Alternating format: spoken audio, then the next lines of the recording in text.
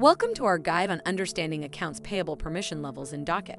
Accounts payable is a crucial aspect of financial management, and Docyt provides various permission levels to control access and responsibilities within this module. Understanding these permission levels ensures efficient invoice management and financial control. Here are the accounts payable permission levels.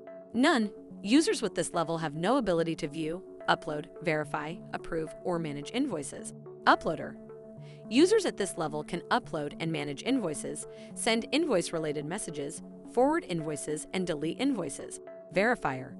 Users at this level can verify and manage invoice data, split invoices, forward invoices, delete invoices, resolve duplicates, mark invoices as paid, edit invoices, and send messages. Approver. Users at this level can verify, approve, mark invoices as paid, retract invoice approvals, split invoices, forward invoices, delete invoices, edit invoices, hold payments, cancel payments, and send messages. Payer.